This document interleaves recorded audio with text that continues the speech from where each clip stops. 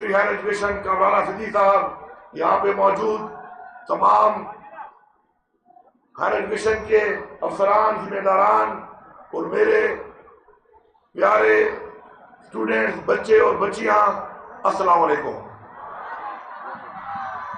مجھے فخر ہے کہ آج وہ جو خواب عمران خان نے دیکھا تھا پختونخوا کے حوالے سے، اور ہماری حکومتیں جو یہاں پہ رہیں، تو ایک سلسلہ جو شروع ہوا آج الحمدللہ اسپورٹس کے حوالے سے پہلی دفعہ کالجز کا بھی پہلا اسپورٹس گالا یہاں پہ منعقد ہو رہا ہے، اور انشاءاللہ اسی طرح یہ ہر سال ہوگا۔ اور جیسا آپ نے دیکھا کہ آپ کے کالج کے اسٹوڈنٹس میں ہی اسٹارٹ میں لوگ ہیں جن کو ایوارڈ دیے گئے کہ جو کہ نیشنل اور انٹرنیشنل لیول کے اوپر اسپورٹس کے اندر اپنے علاقے کا، اپنے صوبے کا اور اپنے ملک پاکستان کا نام روشن کر رہے ہیں۔ تو انشاءاللہ آپ کو اپرچونٹی دی جا رہی ہے کہ آگے جا کر آپ لوگ بھی اسی طرح محنت کریں اور اپنی فیلڈ میں، چاہے وہ ایجوکیشن کی ہے اس میں بھی آپ کو اپرچونٹی مل رہی ہے، یا چاہے اگر آپ اسپورٹس مین بنتے ہیں تو اس میں بھی آپ کو اپرچونٹی دی جا رہی ہے کہ آپ اپنا اور اپنے ملک کا نام پوری دنیا میں بلند کریں۔ اسپورٹس سے آپ کو جو سب سے بڑا فائدہ ہوتا ہے، چاہے آپ نے اگر پروفیشنل اسپورٹس میں نام ہی بننا ہو، تو وہ یہ ہے کہ آپ مقابلہ کرنا سیکھتے ہیں، اور دنیا میں کسی بھی فیلڈ میں آگے جانے کے لیے سب سے جو پہلی چیز ہے وہ ہے مقابلہ کرنا۔ آگے وہی بڑھ سکتا ہے جو مقابلہ کرنا جانتا ہے، حالات کا مقابلہ کرنا، اور جو حالات کا مقابلہ کرتا ہے وہی عظیم انسان بنتا ہے۔ اور اسپورٹس میں تو ظاہری بات ہے، چونکہ آپ کا مقابلہ آمنے سامنے ہوتا ہے، تو وہ ایک مشہور تاریخی بات ہے کہ جب ایک جائنٹ سے آپ کا مقابلہ ہو تو وہ کہا گیا، وہ جائنٹ کا جو مقابلہ تھا تو کہا گیا کہ ہی از سو بگ یو کی ناٹ ہٹ ہم، تو جواب دیا اگلے نے کہ ہی از سو بگ آئی کی ناٹ مس ہم۔ تو آپ نے یہ سوچنا ہے کہ جتنا بڑا مقابلہ ہوگا اس مقابلے کو جیت کے اتنا ہی بڑا آپ کا نام ہوگا، اور اس سوچ سے جب آپ آگے بڑھیں گے، چاہے تعلیم کے معاملے میں ہو، چاہے وہ اسپورٹس یا کسی بھی آپ کا کوئی بھی آپ کا جو بھی پروفیشن ہے اس کے اندر، تو آپ ترقی کریں گے۔ مجھے فخر ہے اس بات کے اوپر کہ ہمارے صوبے نے ہمیشہ پاکستان کا نام روشن کرنے کے لیے اسپورٹس کے میدان میں اپنا لوہا منوایا ہے۔ اور یاد رکھیں، دنیا کے جو بھی کامیاب لوگ ہیں ان میں بہت سے لوگ ایسے ہیں کہ جو گولڈن سپون کے ساتھ پیدا نہیں ہوئے تھے، انہوں نے اپنی محنت سے، لگن سے مقابلہ کر کے اپنے آپ کو بنوایا ہے۔ میں آپ کو، چونکہ میں خود اسپورٹس میں رہا ہوں، میں اسکواش کی مثال دیتا ہوں۔ جب میں انڈر 12 کا چیمپئن تھا تو اس وقت جان شیر خان ورلڈ چیمپئن تھا اسکواش کا، اور اس سے پہلے جان شیر نے جو اسکواش کھیلی اور آگے بڑھا تو اس کے پاس جوتے میں سوراخ ہوتے تھے، اور وہ جوتے سی کے اور ایون بال جو ہیں ان کو بھی سی کے ٹریننگ کرتا تھا، اور اس کے بعد اس نے دنیا میں اپنا نام بنایا۔ تو اپرچونٹی ملنا ضروری ہے، لیکن اگر جن کو اپرچونٹی نہیں بھی ملی تو ان کی مثالیں بھی ہیں کہ اپنی محنت سے، لگن سے، جذبے سے انہوں نے اپنے آپ کو اپرچونٹی نہ ہونے کے بعد بھی بنوایا ہے۔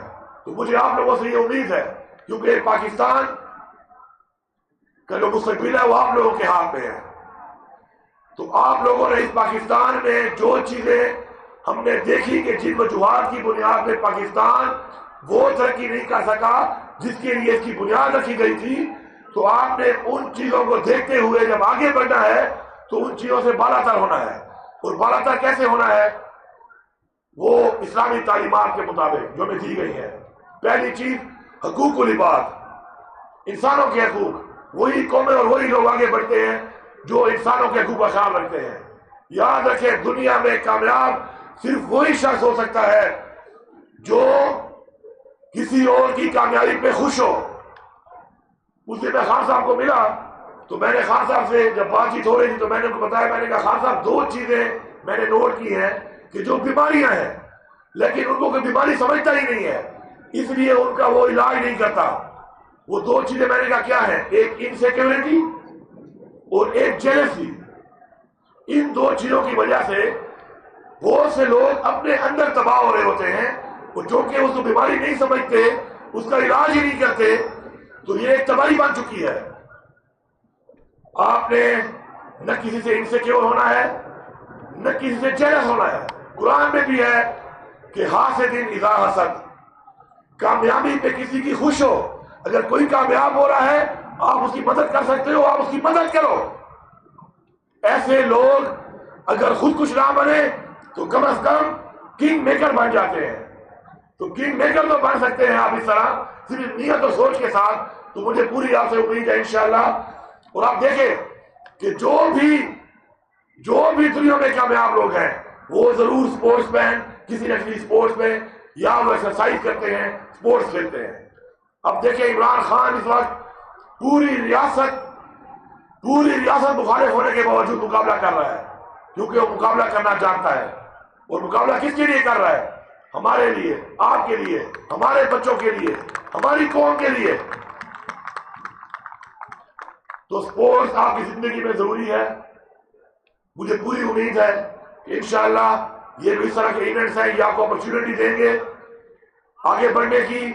اور جو بھی اس وقت آپ کا اس ایونٹ کا جو کیش پرائز ہے، جو ان ایونٹ میں آپ کو مل رہا ہے، تو میں یہاں پہ اعلان کرتا ہوں کہ 50 لاکھ روپے کیش پرائز انہی ایونٹس کے اندر مزید جو ہے وہ ان ٹیموں کو دیا جائے۔